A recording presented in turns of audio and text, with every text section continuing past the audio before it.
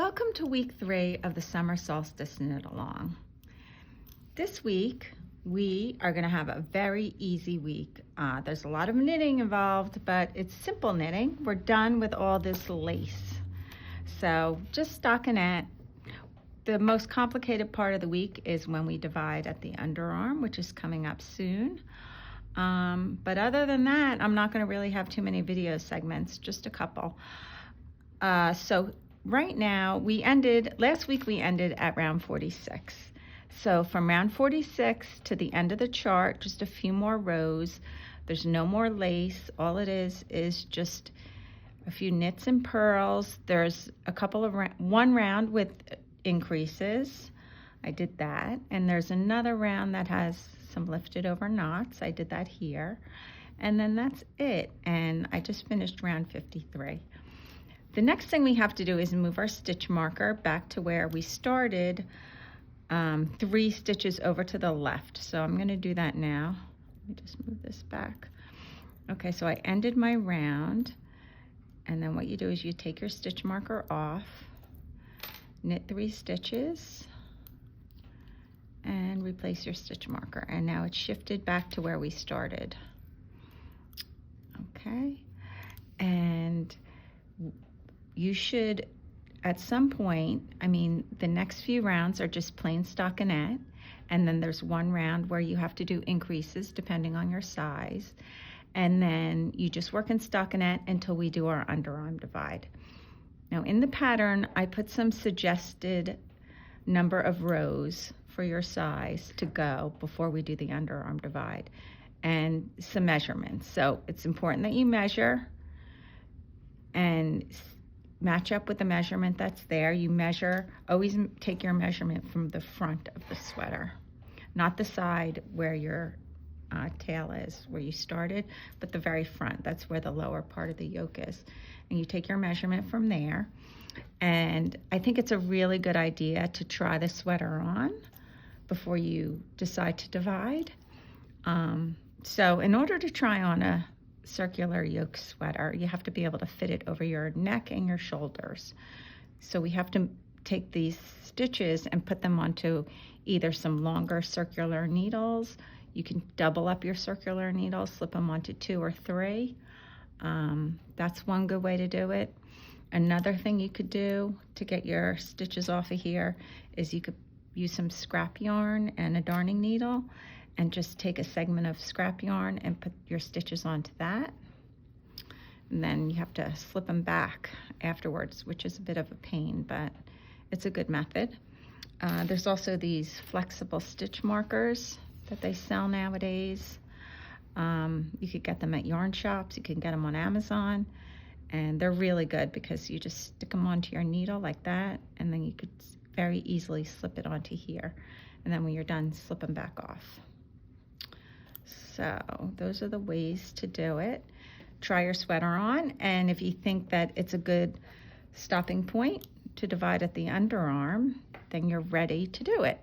So at that point, I am going to do another video, and we'll talk about how you divide at the underarm. Okay, see you then. Okay, so we're ready to divide at the underarm. Last segment, I know, I'm sorry, it was a little off center, and I apologize for that. I'm hoping to keep my hands centered this time. They were over here, but I guess you got the gist of it. I didn't want to go back and redo the video because it was just too much work. So I'm going to just continue on.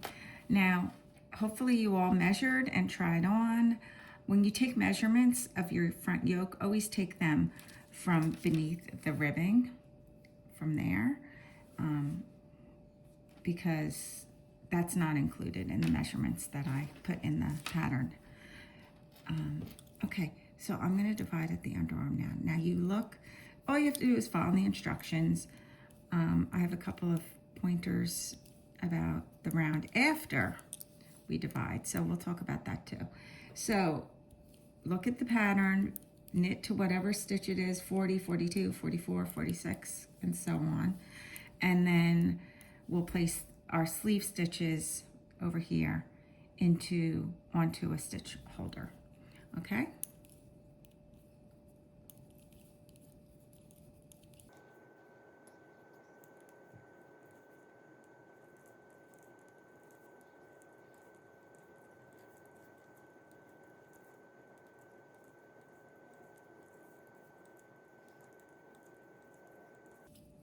Okay, so for the stitch holder, I am using these flexible ones because I really like them. You could also use darning needle and scrap yarn. It's another thing to do. Okay.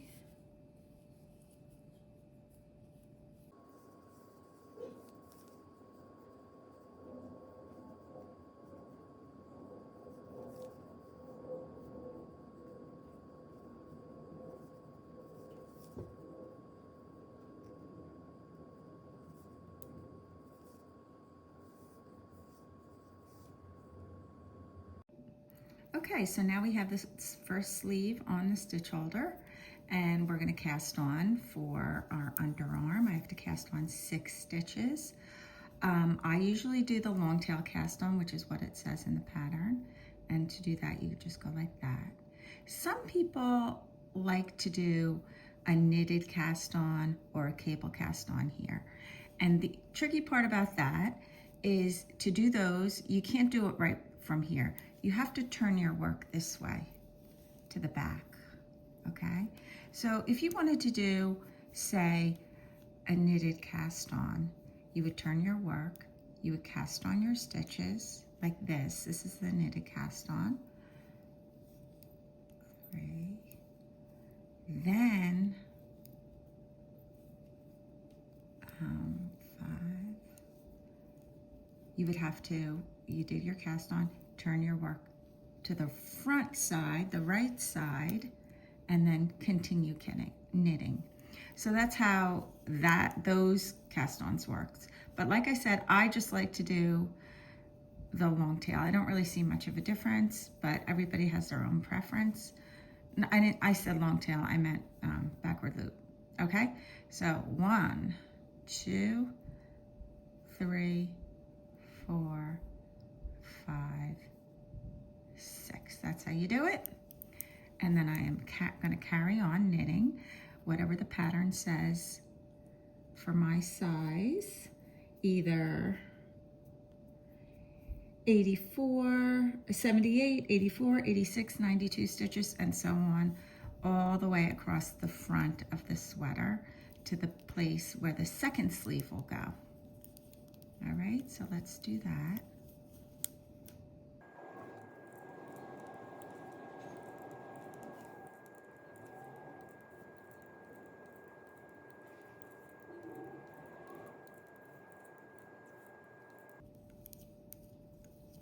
Okay, I'm at the point where my sleeve stitches go onto the holder. So look at the pattern and see how many sleeve stitches go on. Use your stitch holder. Either some people like to use another circular needle, or they like to use scrap yarn, or these flexible stitch holders. Put your stitches onto that, and then we'll finish up.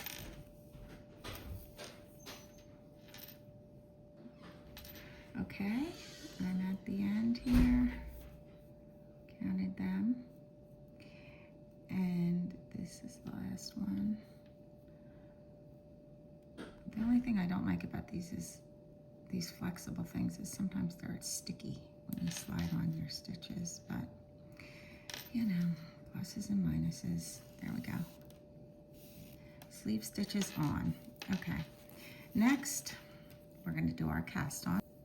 1, 2, 3, 4, 5, and 6.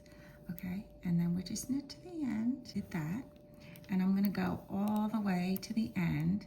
Then we will talk about the next round, which is kind of an important round because it has, when you get to those underarm cast-ons, sometimes there's strands, messy things that we can correct on that second round.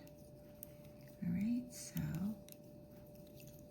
now we have our body, just our body on the needles, and the sleeves are here, out of the way. So we'll keep going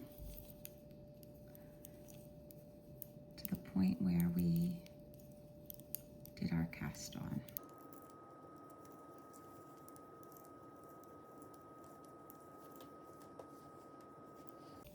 So as you approach it, you may see this may alarm you. It looks so long and stringy, but it's okay.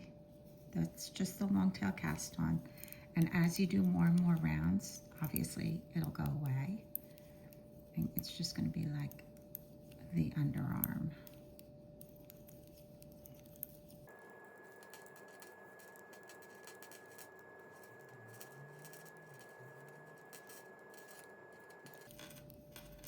Okay, so here's where we did it. Now sometimes you're gonna have a strand like that in between as you do it. My recommendation on this round is to make sure you pull as you knit these long tail cast on stitches. Pull with your right hand needle and that will gather up as much of that strand as possible and make tiny stitches and then pull. No big movements, otherwise your strand will grow. Okay, so we're pulling each one as we knit. Okay. That's round 2. Now, there's another thing that we can do to make our underarm look nice and tidy, and that is going to be on round 3 after our underarm divide. All right, so this is the round where we knit into the cast on. And on the following round, if you see I still have strands there, we can fix those too. So I'm gonna go around, and then on round 3, I'll show you how there's a way to fix any holes or strands at the underarm. Okay, so I'll see you on round 3. Okay, so I'm on the 3rd round from my underarm divide, and the 2nd round I picked up, I worked all the backward loop cast on stitches, pulled them, and now they look really nice. So on this 3rd round, and you maybe on the 4th round you would do this technique, but I'm going to show you here. If you get to this where you have your underarm and something looks messy, like for example, sometimes there's a really long strand here, that looks okay. I have to say mine looks pretty good. I'm very impressed. Or like the only thing I would want to correct is maybe this extra large stitch. It looks a little big. You could always make corrections to your underarm with the tail. When you pick up stitches at this underarm and pick up these stitches for the sleeve, make sure you leave a long tail, because that tail is very useful to patch up any holes that may occur. And I'll talk about that when we get to the sleeves. So I think I want to correct this big stitch. The way you do it is you just, from behind, pick up a strand, and then this is just going to eliminate some of this space. Now the most important thing is you have to twist your stitch. So with your hands, you just twist it, because if you don't twist it, it's like picking up a yarn over. You're going to have even a bigger hole. So now I have a twisted stitch there, and I'm going to knit it. I don't want to have an extra stitch, so I'll knit it together with the next stitch. And always at the underarm for a few rows, always give your stitches a nice tug so that any loose strands get pulled up into the work. Okay, so I'm going across my underarm cast on, and let's see what happens on the other side. Oh yeah, look, see, this is a big long strand. I wanna take this one, but it's 2 strands down. So I'm gonna take the loop, twist it on my needle, and then the strand above it, I'm gonna do as if you're picking up like a drop stitch. I'm just gonna, as if you were knitting, pull that loop over top, and now both strands are into this increased stitch. And I'll just knit it together with the next stitch. Sometimes it's a little tight, but I got it. And then that kind of made things a little neater here at the underarm. Okay, so we just carry on and keep knitting. I think in my schedule, I said, oh, we'll end for week 3, we'll end at the underarm divide, but I think you really need to spend this week getting as much as you can done on the body. The other thing you need to do, if you're going to do A-line shaping is increases at the underarm. There's only 3 of them, I believe, and you do them every couple of inches. Make increases, and then that adds a little extra circumference to your lower edge. It's not dramatic. It's not like a big drapey bottom, but it adds a little circumference. So if you want that look, which I really like, place a stitch marker between, at some point while you're doing your sweater, while you're working around and around, just place your stitch marker at the side seams. I don't have them with me, but just put one here and then put one on the other side, right in the center of the stitches that you cast on. So I did 6. So 1, 2, 3. I'll put a marker here, 4, 5, 6, and then that way when 2 inches go by and it's time to do my A-line shaping, I'll do it right outside of those markers. So try to get to your A-line shaping, at least do 2 inches or more, because next week we're going to talk about the lower part of the body where we do more lace. Okay, so I want to make sure everybody's caught up. So try to get as much of the body done as you can. And then at the end of next week, we'll get to the lower hem, I believe. Okay, that's it for this week.